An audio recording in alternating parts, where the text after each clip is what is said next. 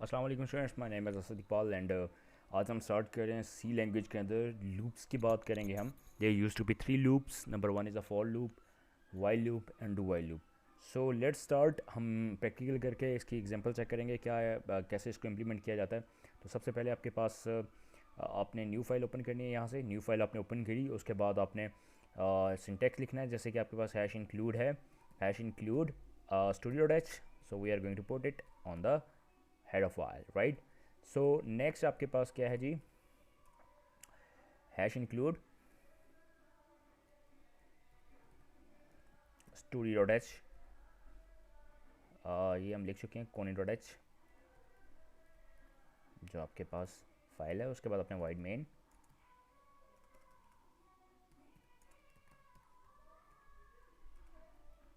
Main लिखा, उसके बाद आपने ब्रैकेट डाली। अब आपने बेसिकली फाइल हमने जो फॉर लूप करने लगे हैं, आप भी जो फॉर लूप, इसमें आपके पास होगा क्या, इसमें ये आपके पास सिंटैक्स का ऐसा यूँ होता है कि सबसे पहले आपके पास इनिशियलाइजेशन होती है, उसके बाद कंडीशन होती है, उसके बाद इंक्रीमेंट या डिक्रीमेंट होता है। इंक्रीमेंट का मतलब होता है कि एक वैल्यू बढ़ जाएगी और डिक्रीमेंट का मतलब होता है एक वैल्यू कम हो जाएगी। So what we are going to do is we are going to declare a variable. इसमें वेरिएबल क्यों डिक्लेयर करना है? फॉर एग्जांपल हमने 1 से लेकर 10 तक काउंटिंग अगर प्रिंट करवानी है हमने, तो जो वो 1 से लेकर 10 तक बार बार वैल्यूज़ आएगी, वो एक वैल्यू तो चाहिए ना जिसके अंदर हो। तो हमारे पास क्या है, इंट एन। ठीक है जी। अब हमने क्या किया, सबसे पहले सिंपल सी बात है, फॉर लूप लगाई हमने, फॉर लूप। और फॉर लूप के अंदर हमने क्या किया कि हमने एन जो था हमारे पास उसको हमने डिक्लेयर कर दिया। कहाँ से? 1 से स्टार्ट किया। ये तो हमारे पास इनिशलाइजेशन होगी। अब हमने करना है जी कि एन कंडीशन क्या है, कहाँ तक लेके जाना है, n less than and equal to, and for that I have to take it n less than and equal to, let's suppose मैं कहता हूँ 10। ठीक है जी। उसके बाद आपके पास n plus plus, n plus plus. ठीक है। उसके बाद मैंने इसको क्या कर दिया, क्लोज। अब मैंने इस चीज़ को प्रिंट करवाना है स्क्रीन के ऊपर प्रिंट एफ के जरिए। जरी बात है, आपको पहले बता चुका हूँ मैं।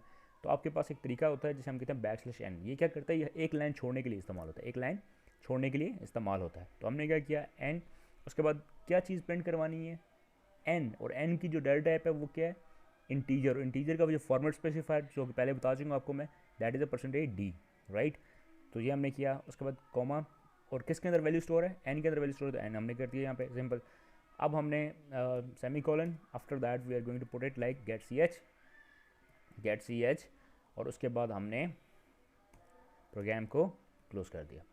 अब हम क्लियर स्क्रीन भी लगा देते हैं ताकि हमें कोई इशू ना हो। आउटपुट के अंदर क्लियर स्क्रीन, और हमने ये हमने उसको लगा दिया।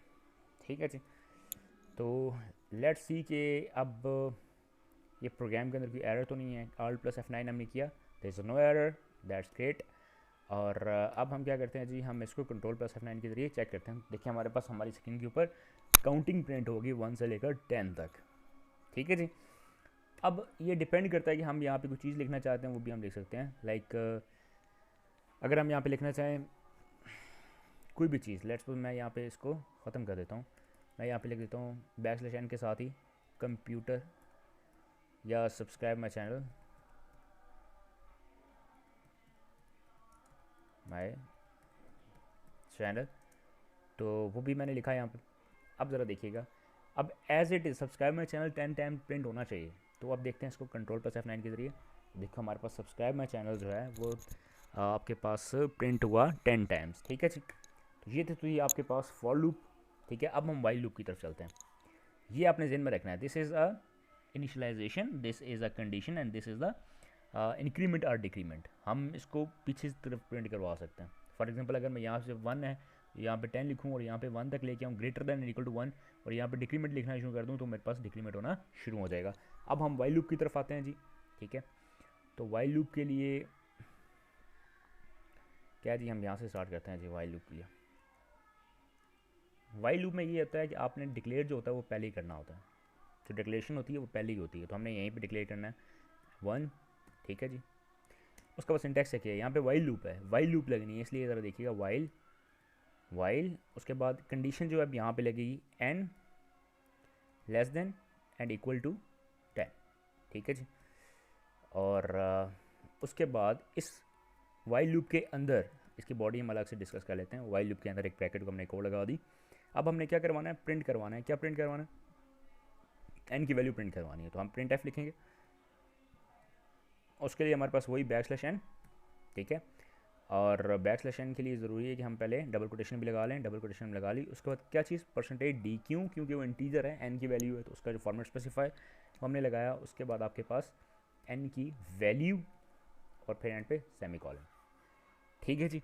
अब एंड पे आपने इंक्रीमेंट जो है वो यहाँ पे आप करोगे, ठीक है। आपने यहाँ पे इंक्रीमेंट किया and after that you are going to close this bracket and this bracket is for this one. ये जो ब्रैकेट है ये हमने यहाँ पे शुरू की थी, वो उसके लिए हमने यहाँ पे क्लोज किया, ठीक है। तो ये वाली जो क्लोज हुई ब्रैकेट वो यहाँ पे है, ये पॉइंट ध्यान में रखना आपने। ठीक हो गया जी। तो वाइल लूप में क्या होगा आपके पास, पहले इसको देख लेते हैं कि इसमें कोई एरर तो नहीं है। There is no error, great. अब कंट्रोल प्लस F9 करते हैं तो देखो हमारे पास वही काम हुआ थ्रू वाइल लूप, ठीक है जी।